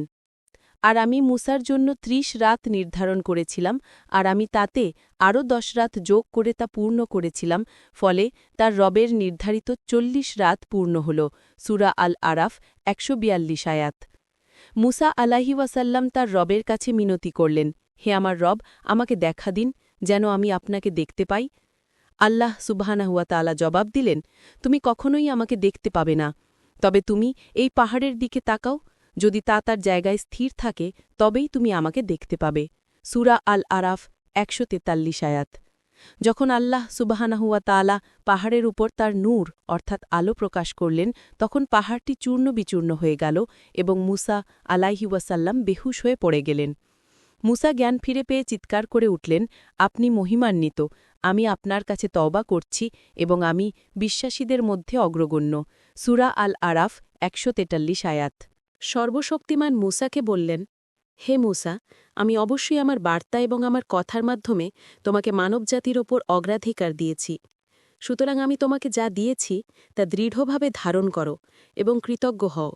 সূরা আল আরাফ 144 আয়াত। 10টি নির্দেশ। এরপর আল্লাহ সুবহানাহু ওয়া তাআলা নবী মুসা আলাইহিসসালামের কাছে পাথরের ফলক বা তাকতি প্রকাশ করলেন, যাতে পার ঐশী আইন ও বিধিমালা খোদাই করা ছিল। কোরআনে বিশ্বাস করা হয় যে মুসা আলাইহিসসালামকে দেওয়া সঠিক নির্দেশাবলী নবী মুহাম্মদ সাল্লাল্লাহু আলাইহিসসালামের কাছেও সূরা আল আনআমে প্রকাশ করা হয়েছিল। বলো, এসো আমি তোমাদেরকে পড়ে শোনাই তোমাদের রব তোমাদের জন্য কি হারাম করেছেন। তোমরা তার সাথে কাউকে শরিক করবে না, পিতামাতার প্রতি সদ্ব্যবহার করবে, দারিদ্র্যের ভয়ে তোমাদের সন্তানদের হত্যা করবে না, আমি তোমাদের এবং তাদের জীবনোপকরণ দিই, প্রকাশ্য বা গোপন কোনো অশ্লীল কাজের কাছেও যাবে না, আল্লাহ যার জীবনকে হারাম করেছেন তাকে হত্যা করবে না, তবে ন্যায়সঙ্গতভাবে, আইনের মাধ্যমে ছাড়া, আর ইয়াটিমের সম্পদের কাছে যাবে না, তবে তা উন্নত করার উদ্দেশ্যে তার প্রাপ্তবয়স্ক হওয়া পর্যন্ত তা করতে পারো। পরিমাপ ও ওজন ন্যায় বিচারের সাথে পূর্ণ করো। আমি কোনো ব্যক্তিকে তার সাধ্যের অতিরিক্ত কষ্ট দিই না। যখন তোমরা কথা বলো তখন ন্যায় বজায় রাখো, যদিও সে ঘনিষ্ঠ আত্মীয় হয়, আর আল্লাহর সাথে করা অঙ্গীকার পূর্ণ করো। তিনি তোমাদেরকে এই নির্দেশ দিয়েছেন যাতে তোমরা উপদেশ গ্রহণ করো, আর নিশ্চয়ই এটাই আমার সরল পথ, সুতরাং তোমরা এরই অনুসরণ করো এবং অন্য পথ অনুসরণ করো না, তাহলে তোমরা তার পথ থেকে বিচ্ছিন্ন হয়ে পড়বে। এগুলো তিনি তোমাদেরকে নির্দেশ দিয়েছেন যাতে তোমরা আল্লাহভীতু হতে পারো। সূরা আল আনাম 151 থেকে 153 আয়াত। স্বর্ণের বাছুরের গল্প। মুসা আলাইহিসসালামের অনুপস্থিতিতে সাময়িকভাবে হারুন আলাইহিসসালামের উপর নেতৃত্ব দেওয়ার ভার পড়ল। তবে দিন যেতেই লোকেদের মধ্যে অস্থিরতা এবং অস্বস্তি বাড়তে শুরু করল। এই সুযোগ নিয়ে সামেরি নামে এক দুর্নীতিগ্রস্ত এবং বিদ্রোহী জাদুকর গুজব ছড়াল যে মূসা তাদের পরিত্যাগ করেছেন। এরপর সে প্রস্তাব দিল যে যেহেতু তারা পথভ্রষ্ট, তাই তাদের পথ দেখানোর জন্য অন্য কোনো দেবতার সন্ধান করা উচিত। কারও বিরোধিতা না পাওয়ায় সে ইসরায়েলিদের কাছ থেকে পাওয়া মিশরীয়দের স্বর্ণের গয়নাগুলো সংগ্রহ করল এবং একটি গর্তে রাখল। এরপর সে তাতে বিশাল আগুন জ্বালিয়ে সোনা গলিয়ে দিল। মূর্তি তৈরির সময় সে জাদুকরের মতো নাটকীয়ভাবে ধুলো ছুড়ল এবং অঙ্গিভঙ্গি করল, যাতে তার জাদুর বিভ্রম বাড়ে। দক্ষতার সাথে গলিত সোনাকে একটি বাছুরের আকৃতি দিল, যা ভিতরে ফাঁকা ছিল। এটি একটি নির্দিষ্ট উদ্দেশ্যে তৈরি করা হয়েছিল, কারণ সামেরি জানত জনগণের ইতিহাস এবং অতীতের অনুরূপ কুসংস্কারগুলো তাদের কিভাবে বোকা বানিয়েছিল। আর তাই যখন বাতাস বাছুরটির মধ্য দিয়ে প্রবাহিত হতো, তখন তা অমানত কিছুর মতো শব্দ তৈরি করত। এর ফলে বহু লোক স্বর্ণের বাছুরটিকে তাদের নতুন উপাস্য হিসেবে মেনে নিল। নবী হারুন আলাইহিওয়াসাল্লাম চরম দুর্দশার মধ্যে ছিলেন। তিনি তাদের সতর্ক করার চেষ্টা করে বললেন, হে আমার সম্প্রদায়, বাছুরের কারণে তোমরা তো ভুল পথে চালিত হয়েছ। নিশ্চয়ই তোমাদের রব পরম দয়ালু, সুতরাং তোমরা আমার অনুসরণ করো এবং আমার আদেশ মান্য করো। কিন্তু তারা উত্তর দিল, মূসা আমাদের কাছে ফিরে না আসা পর্যন্ত আমরা কোনোভাবেই এর ইবাদত করা ছাড়ব না। সূরা তাহা ৯০-৯১ আয়াত। তবে তাদের মধ্যে একদল ধৈর্যশীল রইল, যারা আল্লাহ সুবহানাহু ওয়া তাআলা ও তার বাণীতে বিশ্বাস রাখল। তারা মূর্তি পূজারীদের কাছ থেকে নিজেদের দূরে রাখল এবং মূসা আলাইহিওয়াসাল্লামের প্রত্যাবর্তনের অপেক্ষায় রইল। মূসা আলাইহিওয়াসাল্লামের প্রত্যাবর্তন।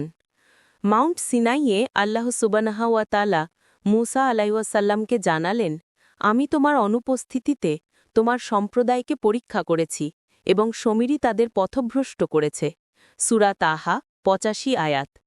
মূসা ফিরে আসার সময় বনি ইসরায়েলরা স্বর্ণের বাছুরের মূর্তির চারপাশে নাচছিল এবং মন্ত্র পাঠ করছিল। তার সম্প্রদায়ের বর্তমান অবস্থা দেখে তিনি দুঃখ ও ক্রোধের মিশ্রণে হয়ে গেলেন। তিনি বললেন, হে আমার সম্প্রদায়, তোমাদের রব কি তোমাদেরকে এক উত্তম প্রতিশ্রুতি দেননি? আর সেই প্রতিশ্রুতি কি অনেক দিন ধরে পূর্ণ হয়নি? নাকি তোমরা চেয়েছিলে যে তোমাদের রবের ক্রোধ তোমাদের ওপর আপতিত হোক, যে তোমরা আমার সাথে করা ওয়াদা ভঙ্গ করেছ?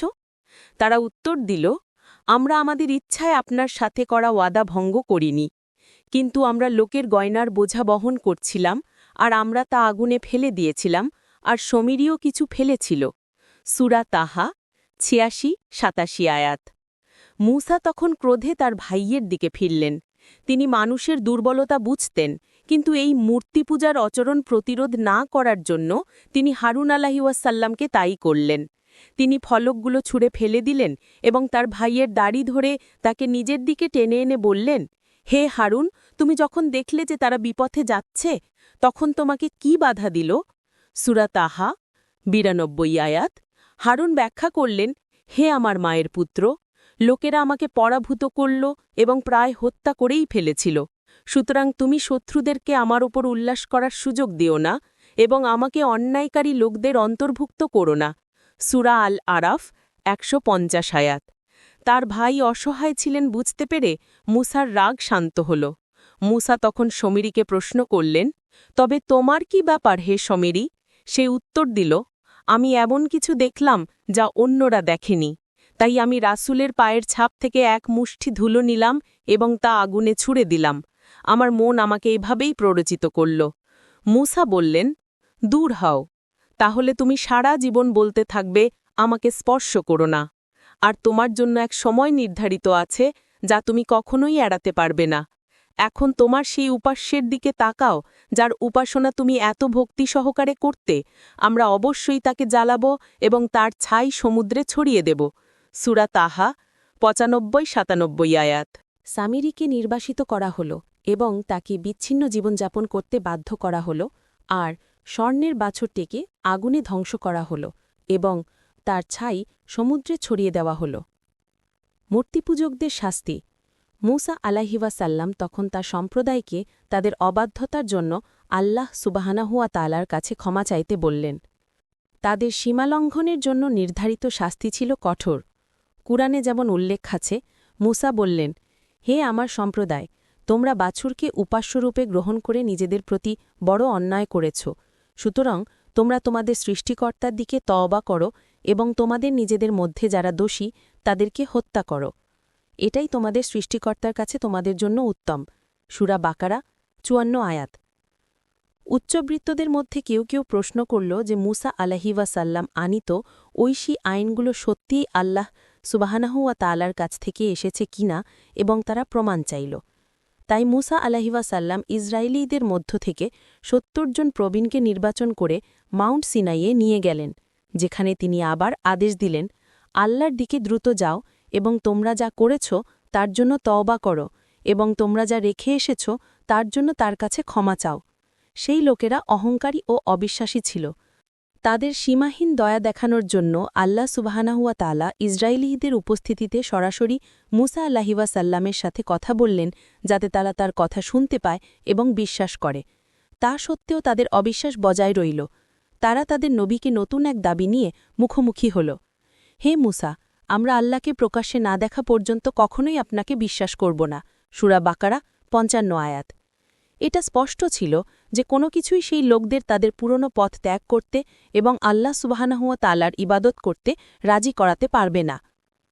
নবী মুসা আলাইহিওয়াসাল্লাম তার সম্প্রদায়ের জন্য দুঃখে অভিভূত হলেন। তিনি তার রবের কাছে তাদের মূর্খ কাজের জন্য ক্ষমার আবেদন জানালেন। পরম দয়ালু আল্লাহ তাদের ক্ষমা করলেন এবং তাদের পুনরায় জীবনদান করলেন। আর তোমরা দেখতে থাকতেই এক বজ্রপাত তোমাদেরকে আঘাত করল এবং তোমরা প্রাণহীন হয়ে পড়ে থাকলে। এরপর আমি তোমাদেরকে পুনরায় জীবিত করলাম যাতে তোমরা কৃতজ্ঞ হতে পারো। সূরা বাকারা ৫৫-৫৬ আয়াত। নবী মুসা আলাইহিওয়াসাল্লাম এবং আল খিদরের গল্প। প্রতিজ্ঞাত ভূমির দিকে যাত্রার সময় নবী মুসা আলাইহিওয়াসাল্লাম নিজেও অনেক কিছু শিখেছিলেন। সেই শিক্ষার একটি ঘটনা সহিহ বুখারী ৩৪০১ নম্বর হাদিসে এবং তিরমিজি ৩১৪৯ নম্বর হাদিসে লিপিবদ্ধ আছে, যেখানে নবী মুসা আলাইহিওয়াসাল্লাম আল খিদর নামে এক জ্ঞানী ব্যক্তির সাথে মিলিত হন। গল্পটি শুরু হয় একজন ব্যক্তির সাথে, যিনি নবীর একটি ধর্মোপদেশ শোনার পর তার কাছে এসে জিজ্ঞেস করলেন যে তিনি জনগণের মধ্যে সবচেয়ে জ্ঞানী ব্যক্তি কাকে মনে করেন। নবী মুসা আলাইহিওয়াসাল্লাম জবাব দিলেন, আমি। আল্লাহ সুবহানাহু ওয়া তাআলা মুসা আলাইহিওয়াসাল্লামের উত্তরে সন্তুষ্ট ছিলেন না, কারণ তিনি পরম জ্ঞানকে সর্বশক্তিমান আল্লাহ সুবহানাহু ওয়া তাআলার প্রতি অর্পণ করেননি। আল্লাহ সুবহানাহু ওয়া তাআলা মুসা আলাইহিওয়াসাল্লামকে বললেন, যেখানে ২ সমুদ্র মিলিত হয়েছে সেখানে আমার একজন বান্দা আছে যে তোমার চেয়েও বেশি জ্ঞানী। মুসা আলাইহিওয়াসাল্লাম সেই জ্ঞানী ব্যক্তির সাথে দেখা করতে আগ্রহী ছিলেন, তাই তিনি সর্বশক্তিমানকে জিজ্ঞেস করলেন, হে আমার রব, আমি কিভাবে তার সাথে দেখা করতে পারি? আল্লাহ সুবহানাহু ওয়া তাআলা উত্তর দিলেন, একটি মাছ নাও এবং একটি বড় ঝুড়িতে রাখো, আর মাছটি যেখানে হারিয়ে যাবে সেখানেই তুমি তাকে খুঁজে পাবে। মুসা আলাইহিওয়াসাল্লাম দৃঢ় প্রতিজ্ঞ ছিলেন, তাই তিনি একটি মাছ নিয়ে ঝুড়িতে রাখলেন এবং সেই জ্ঞানী ব্যক্তির সন্ধানে তার সেবক ইউশা ইবনে নুনকে নিয়ে যাত্রা করলেন। তিনি তার সেবককে বললেন, ২ সমুদ্রের মিলনস্থলে না পৌঁছানো পর্যন্ত আমি ক্ষান্ত হব না, এমনকি আমাকে বহু যুগ ধরে চলতে হবে। সূরা আল কাহাফ ৬০ আয়াত। যখন এই জুটি তাদের যাত্রা থামিয়ে সংক্ষিপ্ত বিশ্রাম নিল, তখন তাদের অজান্তেই মাছটি ঝুড়ি থেকে বেরিয়ে সমুদ্রে চলে গেল।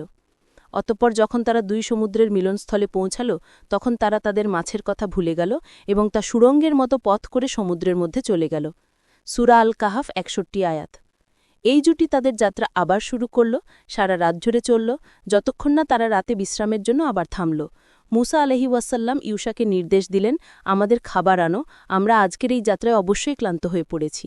সূরা আল কাহাফ ৬২ আয়াত। এর কিছুক্ষণ পরই ইউশা বুঝতে পারল যে তারা মাছটি হারিয়ে ফেলেছে।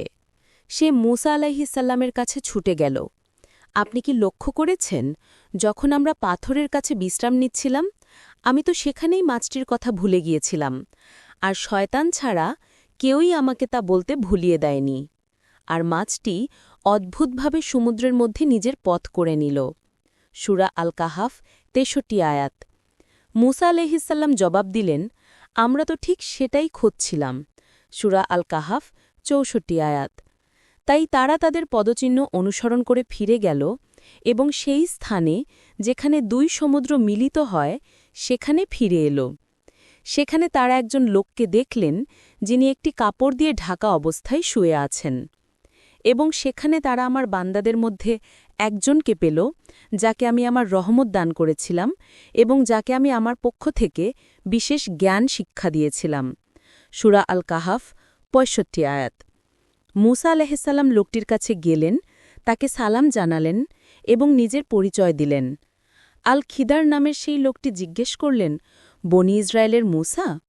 মুসা আলাইহিসসালাম তাকে বললেন, আমি কি আপনার অনুসরণ করতে পারি, যাতে আপনি আমাকে সেই প্রজ্ঞার কিছু শিক্ষা দেন যা আপনাকে শেখানো হয়েছে? সূরা আল কাহাফ ৬৬ আয়াত।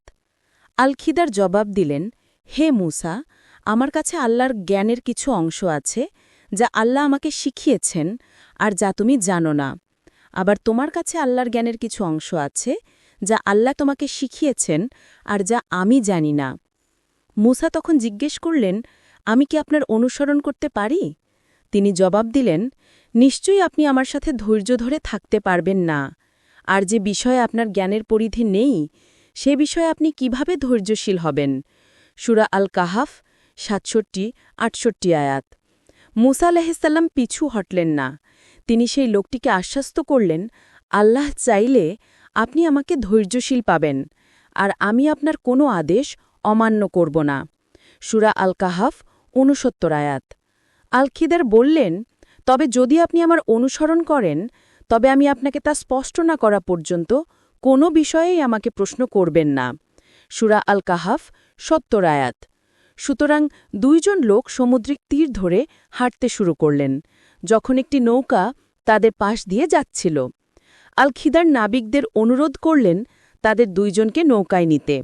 নাবিকরা আল খিদারকে চিনতেন, তাই তারা কোনো মাশুল ছাড়া তাদের নৌকায় তুলে নিলেন। যখন লোক দুইজন নৌকায় ছিলেন, তখন একটি চড়ুই পাখি উড়ে এসে নৌকার কিনারে বসল এবং তার ঠোঁট সমুদ্রে ডুবিয়ে তার পিপাসা মেটাল। আল খিদের মুসা আলাইহিসসালামকে বললেন, হে মুসা, আমার জ্ঞান এবং তোমার জ্ঞান আল্লাহর জ্ঞানের তুলনায় ততটুকুই কমিয়েছে যতটুকু এই চড়ুই পাখি তার ঠোঁট দিয়ে সমুদ্রের জল কমিয়েছে। এরপর হঠাৎ করেই আল খিদের একটি কুড়াল নিলেন এবং নৌকার ডেকের ওপর আঘাত করতে শুরু করলেন, একটি গর্ত তৈরি করলেন। মুসা আলাইহিসসালাম চিৎকার করে উঠলেন, আপনি কি নৌকারোহীদের ডুবিয়ে দেওয়ার জন্য তাতে গর্ত করে দিলেন? আপনি তো নিশ্চয়ই এক ভয়ানক কাজ করেছেন। সূরা আল কাহাফ ৭১ আয়াত। আল খিদের জবাব দিলেন, আমি কি আপনাকে বলিনি যে আপনি আমার সাথে ধৈর্য ধারণ করতে পারবেন না? সূরা আল কাহাফ ৭২ আয়াত। মুসা আলাইহিসসালাম মিনতি করলেন, আমার ভুলে যাওয়ার জন্য আমাকে ক্ষমা করুন আর আমার ত্রুটির জন্য আমাকে কঠোরতা করবেন না। সূরা আল কাহাফ ৭৩ আয়াত। এরপর তারা চলতে থাকলেন, যতক্ষণ না তারা একটি শহরে পৌঁছালেন। তারা তাদের কাছে খাবার চাইলেন, কিন্তু লোকেরা তাদের আতিথেয়তা দিতে অস্বীকার করল। শহরে তারা একটি প্রাচীর দেখতে পেলেন যা ভেঙে পড়ার উপক্রম হয়েছিল, তাই আল খিদের তার হাতের স্পর্শে তা মেরামত করে দিলেন। মুসা আলাইহিসসালাম মন্তব্য করলেন, আপনি চাইলে এর জন্য পারিশ্রমিক চাইতে পারতেন। সূরা আল কাহাফ ৭৭ আয়াত। আল খিদার জবাব দিলেন, এইবার আমার ও আপনার মধ্যে বিচ্ছেদ। এখন আমি আপনাকে সেই সব বিষয়ের প্রকৃত অর্থ ব্যাখ্যা করব যেগুলোর ওপর আপনি ধৈর্য ধারণ করতে পারেননি। ওই নৌকাটির ব্যাপার হল, তা ছিল সমুদ্রের কর্মরত কতিপয় গরিব মানুষের। তাই আমি চেয়েছিলাম তাতে ত্রুটি সৃষ্টি করতে, কারণ তাদের সামনে ছিল এক অত্যাচারী রাজা যে প্রত্যেক ভালো নৌকা জোর করে ছিনিয়ে নিত। আর ওই ছেলেটির ব্যাপার হল, তার পিতামাতা ছিল মুমিন, আর আমরা ভয় পেলাম যে সে তাদের অবাধ্যতা ও কুফরির মাধ্যমে কষ্ট দেবে। তাই আমরা চাইলাম যে তাদের রব এর পরিবর্তে তাদেরকে এর চেয়েও উত্তম, অধিক পবিত্র এবং অধিক দয়াবান সন্তান দান করুন। আর ওই প্রাচীরটির ব্যাপার হল, তা ছিল ওই শহরের দুজন ইয়াতিম ছেলের, এবং এর নিচে তাদের জন্য লুকানো ধন ছিল, আর তাদের বাবা ছিলেন একজন সৎ কর্মশীল ব্যক্তি। তাই আপনার রব চাইলেন যে এই শিশুরা প্রাপ্তবয়স্ক হোক এবং আপনার রবের দয়া হিসেবে তাদের ধন উদ্ধার করুক। আমি নিজের ইচ্ছায় কিছুই করিনি। এই হল সেগুলোর ব্যাখ্যা যেগুলোর ওপর আপনি ধৈর্য ধারণ করতে পারেননি। সূরা আল কহফ ৭৮-৮২ আয়াত। আমি নিজের ইচ্ছায় কিছুই করিনি, এই কথাটি এই ধারণা দেয় যে তার কাজগুলো আল্লাহ সুবহানাহু ওয়া তাআলার পক্ষ থেকে ওহী বা ঐশী নির্দেশনার কারণে ছিল। এর ফলে কেউ কেউ এই সিদ্ধান্তে পৌঁছায় যে মুসা আলাইহিসসালামের অজ্ঞাতসারে খিদিরও হয়তো একজন ফেরেশতা বা নবী ছিলেন। খিদেরের সঠিক পরিচয় যাই হোক না কেন, এই গল্পটি আল্লাহ সুবহানাহু ওয়া তাআলার উপর আমাদের সম্পূর্ণ আস্থা রাখার এক গুরুত্বপূর্ণ শিক্ষা। মানুষের জ্ঞান সীমিত, ভবিষ্যতের প্রেক্ষাপট ও বোঝার অভাব রয়েছে। যে তার রবের ওপর ভরসা রাখে, যিনি দয়ালু, প্রেমময় এবং করুণাময়, সে দেখতে পাবে যে তিনি শেষ পর্যন্ত মানব জাতিকে ভালোর দিকেই পরিচালিত করেন। নবী মুসা আলাহিসাল্লামের মৃত্যু। নবী মুসা আলাহিসাল্লাম তার সম্প্রদায়ের কাছ থেকে চরম কষ্ট পেয়েছিলেন এবং আল্লাহর খাতিরে অনেক কিছু সহ্য করেছিলেন। তিনি ছিলেন সাহসী, বুদ্ধিমান, শক্তিশালী, প্রেমময় এবং তার জাতি ও তার রবের সেবায় নিবেদিত। তার জীবনের উদ্দেশ্য ছিল বনি ইসরায়েলকে অত্যাচার ও নিপীড়ন থেকে মুক্ত করা এবং তাদের ধার্মিকতার দিকে পরিচালিত করা। বিশ্বাস করা হয় যে ৪০ বছর ঘুরে বেড়ানোর পর বনি ইসরায়েলকে অবশেষে প্রতিজ্ঞিত ভূমিতে প্রবেশের অনুমতি দেওয়া হয়েছিল, তবে তাদের নেতা মুসা আলাহিসাল্লাম বা হারুন আলাহিসাল্লামকে ছাড়াই, কারণ এই সময়ের আগেই তাদের উভয়কেই তাদের সৃষ্টিকর্তার কাছে ফিরে যাওয়ার জন্য ডাকা হয়েছিল। একবার মৃত্যুর ফেরেশতা নবী মুসা আলাইহি ওয়াসাল্লামের কাছে এলেন। তখন তিনি তার চোখে আঘাত করলেন। ফেরেশতা তার রবের কাছে ফিরে গিয়ে বললেন, আপনি আমাকে এমন এক বান্দার কাছে পাঠিয়েছেন যে মরতে যায় না। আল্লাহ ফেরেশতার চোখ ফিরিয়ে দিলেন এবং বললেন, ফিরে যাও এবং মুসা আলাইহি ওয়াসাল্লামকে বলো যে সে একটি গরুর পিঠে তার হাত রাখুক।